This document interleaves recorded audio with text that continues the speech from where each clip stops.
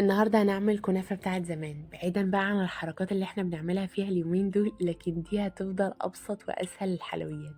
مقرمشة بقى واخدة لون دهبي كده من بره، والقشطة طرية من جوه، حاجة فظيعة بجد. وهتفضل مقرمشة كمان معاكو لأطول فترة ممكن. بما ان بقى الكنافة والحاجات دي، أول ما جينا نتعلم الحلويات يا إما كنا بنعمل كيك يا إما كنافة معروفة.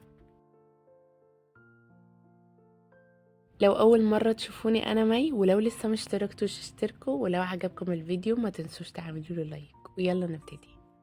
اول حاجة الصينية اللي انا هعمل فيها النهاردة مقاس 25، لكن المقادير اللي احنا هنعمل بيها النهاردة نقدر نستعمل الصينية من اول 25 لحد 30 عادي جدا. اول حاجة هنعمل الشربات عشان لازم يكون بارد وساقع كده من التلاجة، ويستحسن قبلها كمان بيوم. هنحتاج كوبايتين سكر وكوباية ونص مية، ده لو انتوا بتحبوا قوام القرمشة، يعني الكنافة كده مقرمشة كده. لكن لو انتوا بتحبوها طرية هنخليهم كوبايتين سكر على كوبايتين مية وعصرة ليمون. وكمان هحتاج معلقة عسل نحل أو معلقة عسل كلوكوز، ده لو متوفرين. لكن لو مش متوفر العسل النحل ولا العسل الكلوكوز، نستكفي بس بعصرة الليمون. نقلب كده على البارد وبعدين نرفعهم على النار.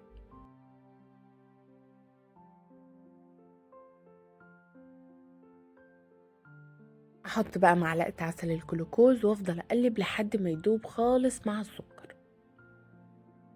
وانا بقلب كده احاول ان انا انضف طروف الحلة كده، جوانب الحلة، عشان لو في اي حبيبات سكر على جوانب الحلة ممكن يسكر مني، احنا مش عايزين كده. تمام. اول ما يبدأ يغلي يخش في الغليان كده، اوطي درجة الحرارة متوسطة واعمل التايمر لغاية 7 دقايق. اول ما يبدأ ال7 دقايق التايمر يرن كده، افصل واقوم طافية على طول على النار. ويفضل بالشكل ده. اسيبه بقى لما يبرد كده وبعدين ادخله التلاجة. هنا بقى جبت نص كيلو كنافة كده مجمدة وفركتها كده. حابين ان انتوا تعملوا الخطوة دي في الكبة براحتكم.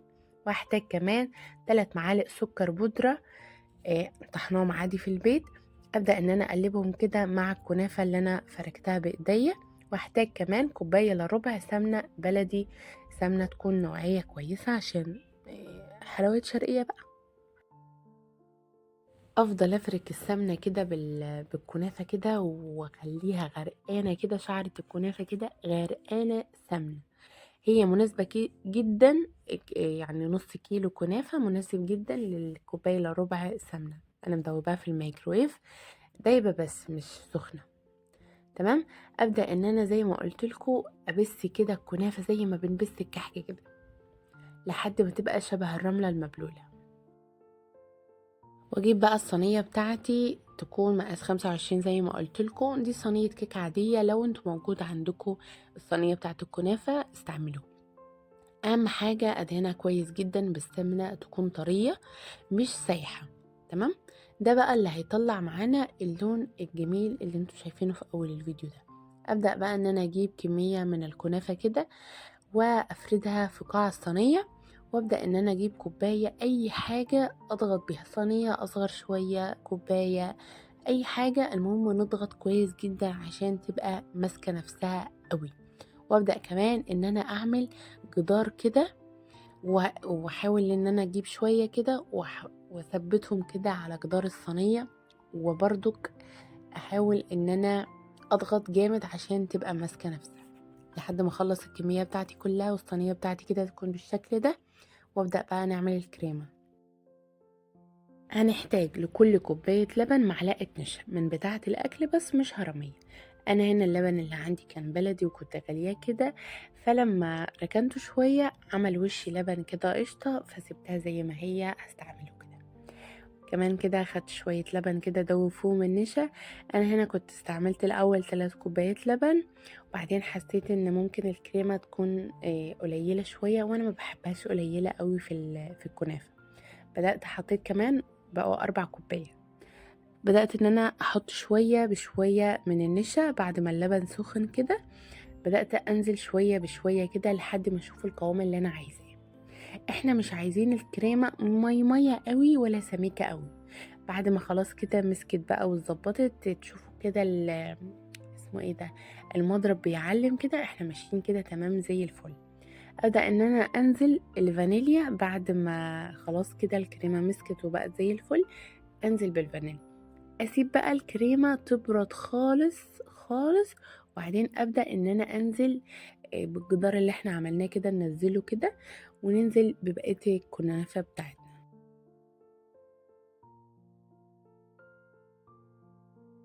احط بقى اخر طبقة كنافة كده، بس افركها الاول شوية عشان الجو بدأ يسقع اليومين دول، فلما بنركنها شوية السمنة بتبدأ تجمد كده وتعمل حركة رخمة. احنا بقى نفركها شوية وبعدين نفرد فردة حلوة كده. متخافوش بقى ان احنا بقى ايه سيبنا الكريمة جمدت كده واتظبطت، فمش هنخاف ان الكريمة تبوظ كده من كل حتة.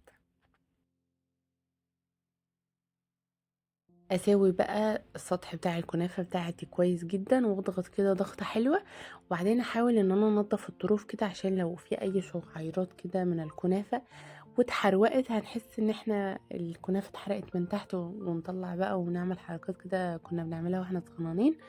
ماشي. هنا بقى اتفضل شوية كنافة كده، مش هنرميهم، احنا بنحافظ على الميزانية، فاحنا نركنهم في كيس كده ونحطها في الفريزر، ولما نحب نعمل كنافة تاني بنطلعها ونحطها على الكنافة التانية. بندخلها الفرن في الرف اللي هو فوق الصاج على طول، اللي هو فوق النار في صاج، وبعدين في الرف بقى دخلها على درجة حرارة 200، مستخن قبل كده، وبعدين لما تحمر من تحت وتبدأ تفصل كده نبدأ نشغل لها الشواية ونطلعها بقى نقلبها.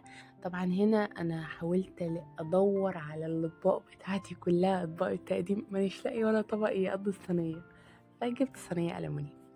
شوفوا بقى قد ايه اللون التحفه ده، ياه لون رهيب.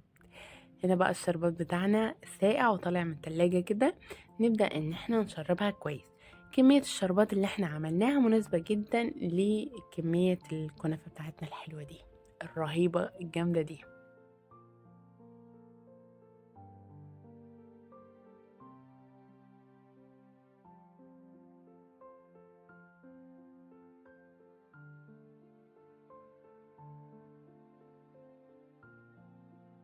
احاول بقى ان انا اوزع الشربات في كل حته كده، عشان لو في حتت كده ما شربتش شربات نشربها غصب عنها، هي تشرب لوحدها اصلا بس هنشربها برضه.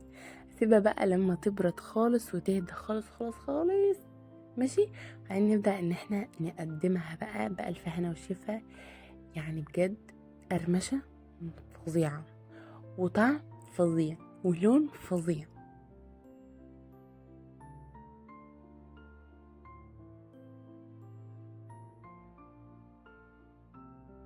شوفوا قد ايه بقى طبقات كده، يعني طبقات حلوة ولذيذة.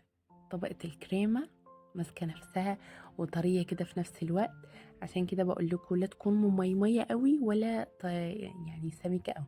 شوفوا بقى كمان الكنافة مقرمشة، تحسيها مقرمشة قوي كده وانتوا شايفين.